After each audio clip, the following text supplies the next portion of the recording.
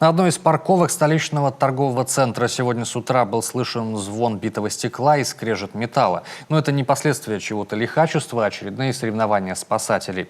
В Сыктывкаре выбрали лучшую команду по ликвидации последствий аварий. Соревнования, которые проводят вот уже в 12-й раз, собрали сильнейшие команды республики из различных аварийно-спасательных служб и пожарно-спасательных подразделений. Все подробности в сюжете Павла Королева.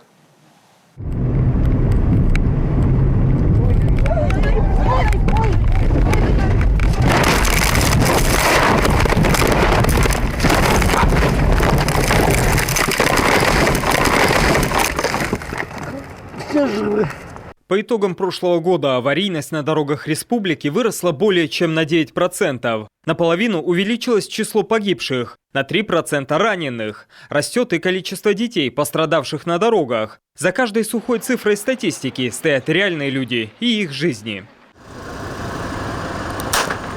Повысить процент выживаемости в авариях стараются спасатели, ведь именно они первыми приходят на помощь. Поэтому условия сегодняшних соревнований максимально приближены к реальным.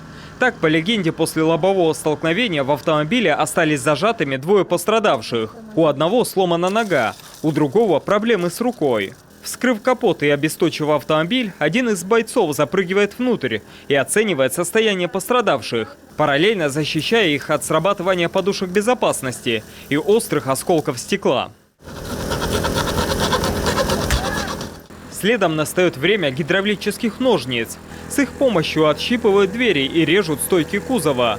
Постепенно старенький ВАЗ превращается в стильный кабриолет. Но иначе безопасно вытащить пострадавших не получится. Ведь у человека внутри поврежден еще и позвоночник. Следом приносят носилки, срезают спинки сидений и вот одного из пострадавших уносят к машине скорой помощи. Бойцы спешно накладывают шину, а судьи внимательно оценивают правильность оказания первой помощи, ведь в реальном ДТП на кону жизни людей.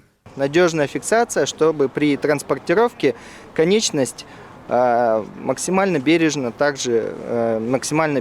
доставить пострадавшего к бригаде скорой медицинской помощи. Ну и время. Естественно, время – это тоже основной фактор. Всего же на выполнение задачи дается 45 минут, но бойцы справляются более чем в 2 раза быстрее.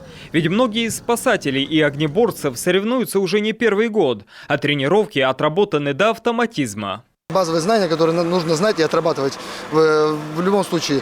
Какая машина, какие углы реза, что за аккумуляторы, то есть при отключении какая топливная система. Ну, то есть все это учитываем, как можем, постигаем новые машины, если появляются, читаем мануалы по возможности. За звание же лучшей команды по ликвидации ДТП борются 6 отрядов из различных аварийно-спасательных служб и пожарно-спасательных подразделений. При этом в опыте бойцов сомневаться не приходится, ведь выезды на покореженные автомобили сейчас не редкость. За этот год произошло уже 298 ДТП, в которых было спасено 293 человека с начала года. Соответственно, подразделение, коэффициент реагирования у нас практически на все ДТП с пострадавшими привлекаются подразделения, которые осуществляют деблокацию, аварийно-спасательные работы, помогают оказать помощь, так скажем, на первоначальном этапе. И время реагирования составляет по республике около 6 минут в среднем. За 6 минут подразделения прибывают.